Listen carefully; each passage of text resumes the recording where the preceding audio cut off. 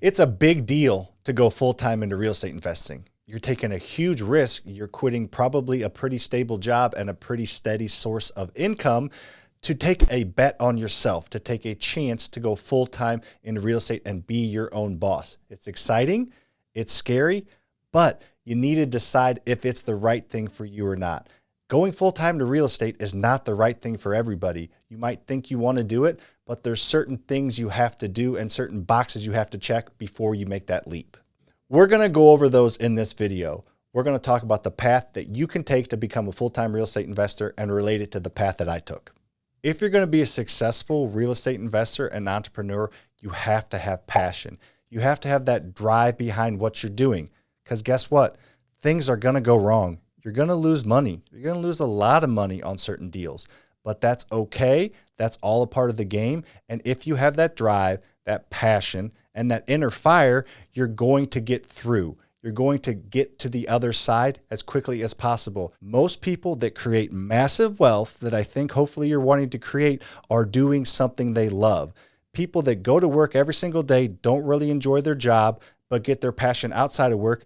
Those are the people that work for somebody else their entire life. Those are the people that retire when they're 65, with a decent 401k and IRA. There's nothing wrong with that, but those are not usually the people that create that massive wealth, that generational income. Having that passion will be the number one reason you will be successful. So if you don't have that passion about investing in real estate, that's okay. You should probably not quit and go full time. You should probably continue to work at your job and do it on the side and look for your passion. So don't force it. You could be wasting a lot of time and money. So if it's not there, look for your passion. It doesn't have to be real estate. Find your passion and pursue that. So you decided you want to go full time into real estate. You decided that passion is there. What's the next step? The next step is coming up with a plan and direction that you're going to take. You don't just go on a trip without any plans. You don't just say, I want to go to New York, I'm going to drive that direction. You look at your map, you look at the weather, you plan for things. You have a strategic way that you're going to get there. If you see that there's traffic ahead and you don't have a plan, you could be sitting there for 5 hours. But if you have the destination already in your phone and a plan, you could potentially avoid that by getting off on a certain exit and going around that traffic.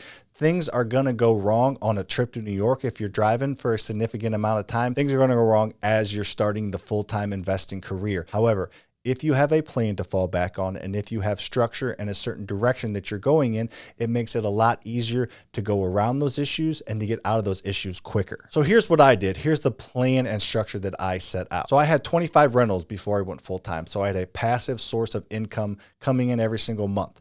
I wasn't using the cash flow from those rentals for anything, but I did have them coming in and I could lean on them if I had a dry couple months and things weren't producing income. I also had good experience and I made great connections. I had a ton of different investors that were feeding me houses. I had already relationships lined up with banks and hard money lenders and private money lenders. I had a pipeline of deals. So when I quit, I had 2 or 3 deals that were going to be closing over the next month or two. So I had a known source of income coming in. Outside of that, 4, 5, 6 months out, was kind of blurry. I didn't really know exactly where those income sources were going to come from, but I did have at least a few months of income already in the pipeline, and I had some experience, and I knew a ton of different people that I knew were going to be bringing me deals. A lot of people, some crazy people, Grant Cardone, people like that will say, dive in head first, whether there's water in the pool or not, you'll figure it out. That wasn't my strategy, and that's not what I suggest doing. I suggest building up a basis on the side, and then when the time is right, if you have that passion and when you have your plan and structure, that is the time to strike. That is the time to put in your 2 weeks because you have a little bit more of a known groove path ahead of you. It's going to change after time. Things are going to happen, but at least that first few months when it's really, really vital to make money and to get deals in your pipeline, you'll have kind of a structure and a way to do that. Before I move on to the next step, make sure to like this video. I'd really appreciate it. I'm trying to provide as much value as I can, so please hit that like button. So now we're on to the execution part. This is where the rubber meets the road. You made a plan, you have the passion, but now you need to execute and do it. In order to do it well and continue to do it, you need to have discipline.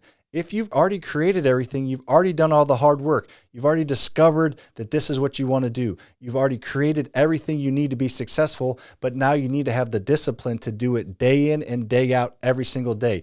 If you don't have that discipline, and if the wheels start to fall off and you don't have those systems to fall back on, and you're not willing to look at yourself and make those corrections and look back at what you've done, you'd probably be applying for a job to work for somebody else in about 6 months. But if you set yourself up for success and you have that discipline where you're willing to lean on your rules that you set and continue to do it week in, week out, month in, month out, that's when you'll be successful. That's when you'll have created a business and where things will just start to work on their own. Over time, you'll probably start to hire people and they will start to do a lot of the heavy work. But in order to get to that point where things get easier, you have to go through the hard times first. Having self-discipline is willing to go through uncomfortable situations and willing to have battles with yourself every single day, whether it's getting up early, whether it's doing something that you don't like early in the day. Having that self-discipline and willing to have the accountability to do the things that you don't want to do, especially early in the day, they start to stack. Those little wins and those little accomplishments ends up equating to a lot.